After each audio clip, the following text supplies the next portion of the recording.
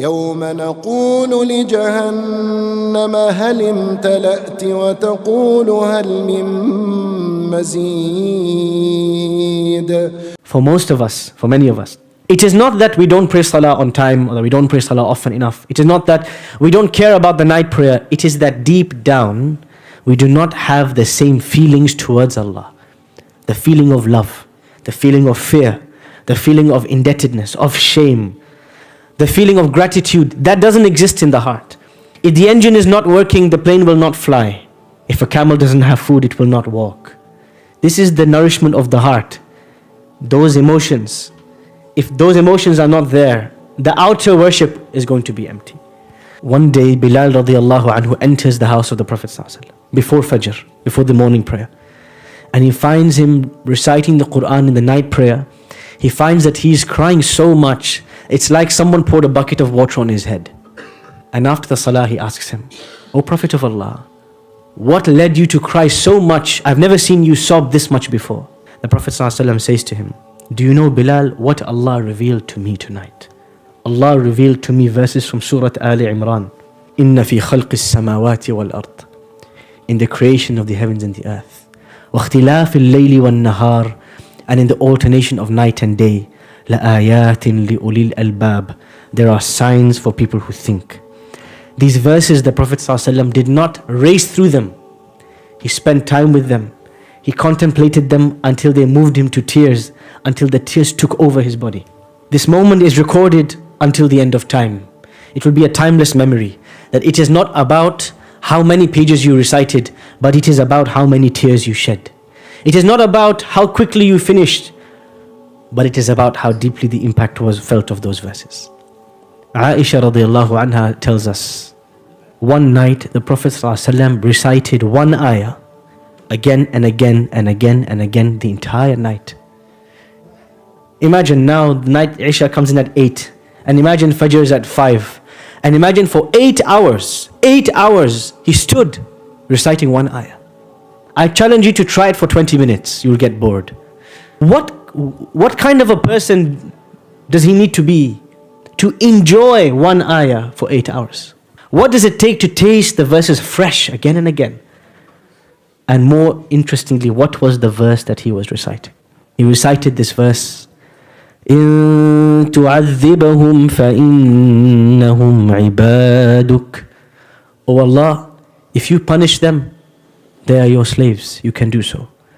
وَإِن تَغْفِرْ لَهُمْ فَإِنَّكَ أَنْتَ الْعَزِيزُ الْحَكِيمُ.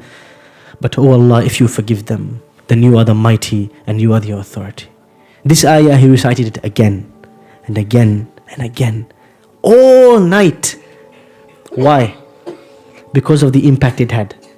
Clearly for him the night prayer was not about quantity, but it was about the quality. Clearly it was about the contemplation, it was not about the race to finish. And he tasted these verses, and he would make dua between verses. When he would stop at a verse that described paradise, he would pause. He would say, "Oh Allah, make us of the people of paradise." And when he would recite a verse of hellfire, he would pause and he would say, "Oh Allah, protect me from the hellfire." The sign of a prophetic prayer is not how much you recited, but how much you stopped. It's not about how much you recited, but how little you recited.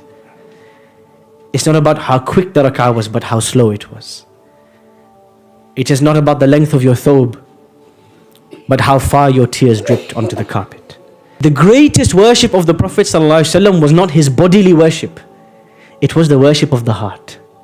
Whatever you saw outside, inside something far greater was happening. Whatever on the outside you saw of his ruku' and his standing and his sujood, the level of gratitude to Allah in his heart was far outstripped what you saw on the outside. The outside could not show you the depth of gratitude, the depth of shame he had from Allah, the depth of love of Allah, the depth of fear of Allah in his heart. You could never know how deep it was. You only got the iceberg, you only got the tip of the iceberg on the outside of the Prophet. And therefore, for most of us, for many of us, it is not that we don't pray salah on time or that we don't pray salah often enough. It is not that we don't care about the night prayer. It is that deep down, we do not have the same feelings towards Allah. The feeling of love, the feeling of fear, the feeling of indebtedness, of shame, the feeling of gratitude, that doesn't exist in the heart. If the engine is not working, the plane will not fly. If a camel doesn't have food, it will not walk. This is the nourishment of the heart. Those emotions, if those emotions are not there, the outer worship is going to be empty. And this is what made the Prophet ﷺ's worship greater than the worship of any man on this earth. He made the same movements. Arguably, some companions of the Prophet would go further than him. They would stand up for longer. They would fast more days. They would give more in charity, more quantity. But they could never match the depth of feeling in his heart. And so if you want to compete, don't compete on quantity, but compete in depth and quality. This is what the Prophet ﷺ teaches. أَفَلَا أَكُونَ عَبْدًا شَكُورًا. What moves you to worship is greater than the worship itself. The intention is greater than the action. What is in the heart is greater than what is on the limbs. We miss the whole point of the Prophet ﷺ's sunnah. He says, صَلُّوا كَمَا رَأَيْتُمُونِي أُصَلِّي. Pray as you have seen me pray. How do we interpret it? Did he put his hands here? Or here? Or here? Or here? Or here? Or here? Or here? Where did he put his hands? This is a part of salah. But we miss the core of salah. When he said, pray as you have seen me pray. Did you see him pray for 6 hours straight? Did you see his ruku'? Did you see his khushu'? Did you see his focus, his humility, his intensity, his weeping in sujood? Did you see his long dua? Did you see his ruku', which was as long as his standing? Did you see him recite Surah Al-Baqarah and Ali Imran and Nisa in one prayer? Did you see that? That's the prayer we should be emulating. But we got lost in the detail, the finer detail, and we missed the big picture. Missed the big picture completely. It's like somebody goes to buy a car, and you go and you check the mirrors, and you open the bonnet and look inside, and you check whether the buttons are working to get the windows up and down. And you say, yes, I'm going to take the car. The car has no tires. How's it going to move? You missed the whole point. You got all the details and you missed the point. This is how we do with salah. Sallu kama ra'aytumuni usalli. Yes, the outward prayer is important, but he never told a person, he never condemned a person's salah except when their inward salah was deficient. Somebody came to the masjid. He prayed salah. He did all the movements and he left. The Prophet said, stop, you didn't pray, go back and pray. 3 times. His outward salah was fine, it was perfect. What was he missing? At-tuma'nina, the slowness of prayer, the peace of salah. It is as though he didn't pray.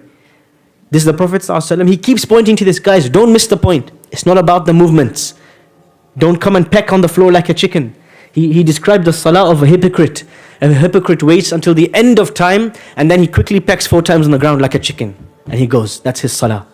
Tilka salatul munafiq, he says. That is a salah of a fake believer. This is the description of our salah, many of us.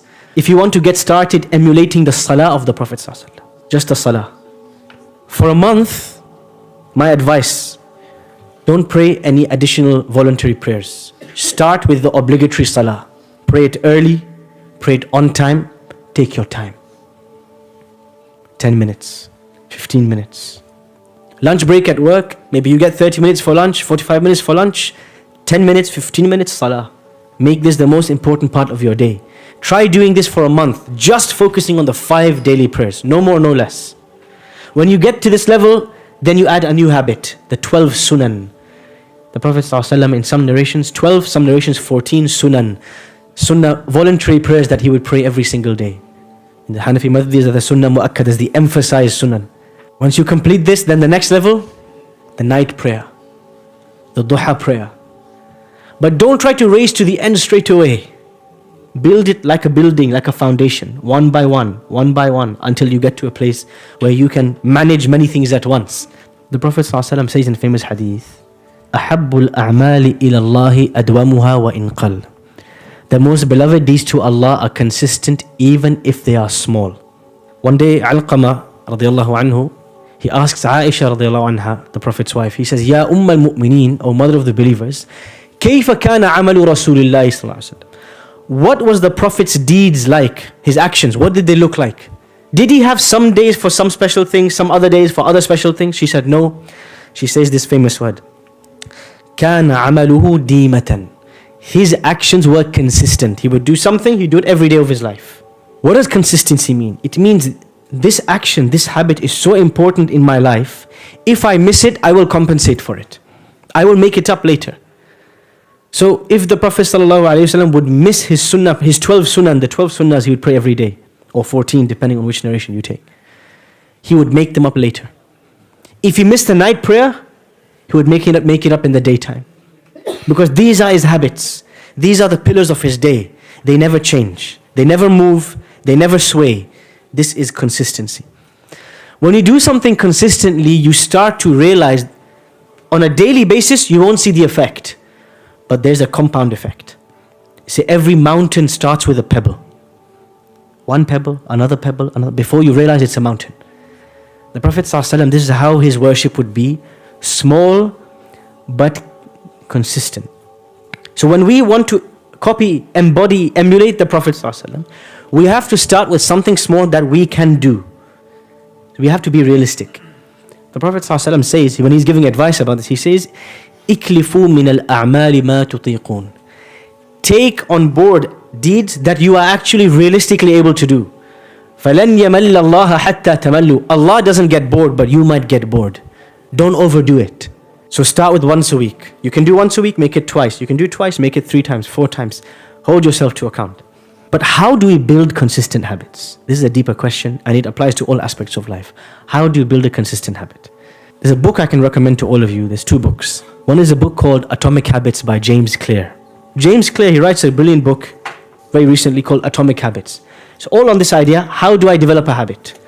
How do I make something from a deed once in a while? We've all tried it. Ramadan, everybody has the habit of Quran. After Ramadan, it's gone. It evaporates. The most effective way to build a habit is to create a sense of accountability.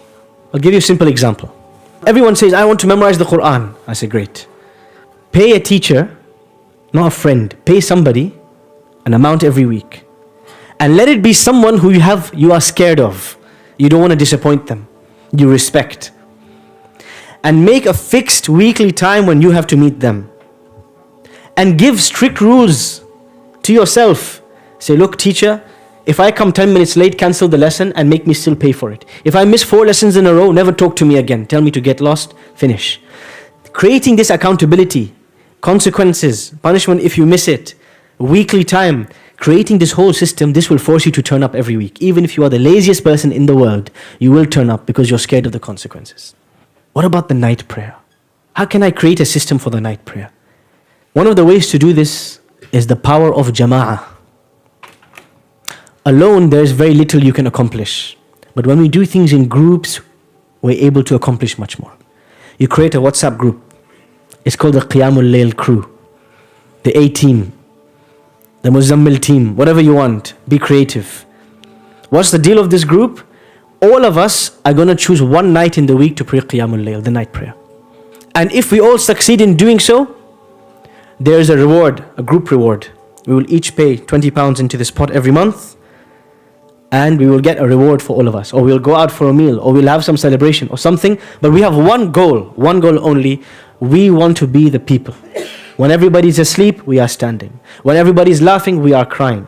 That we have this depth of connection to Allah. We are the people of the night prayer. You create this group. You create this accountability. Everybody's asking the other. You make pairs. You say, look, Ahmed, at 3 a.m., you have to ring me. And if I don't wake up, there's a consequence. I have to give £100 in charity the next day. Ahmed rings you, you'll be awake like there's no business. This is the reason why, if I give you a real life example, this is the reason why many people, they will not wake up for Fajr. 1 hour later, they'll be up at 8 a.m. for work. Why? What's the difference? Allah and your boss. Why we would wake up for our boss, but we're not waking up for Allah? Because there's accountability. We don't wake up at 8 for our boss, we lose the paycheck. We lose our career, we lose our job, we're seen as unprofessional. Maybe they'll strike us off, maybe they'll give us a slap on the wrist. So scared of the consequence, everybody's up at 8 a.m. Look at the rush hour traffic at 8 a.m. Look at the rush hour traffic at Fajr time. There's no rush hour because there's no accountability in this world. Create some if you do not have the fear of Allah, the love of Allah, that engine to move you to pray at night, create a system that will force you. A friend, a partner, a teacher, a group, something that will force you to worship Allah. whether it's reading a page a day of the Quran, whether it's praying the night prayer, creating a system where somebody else is going to hold you to account, this is what will help you succeed.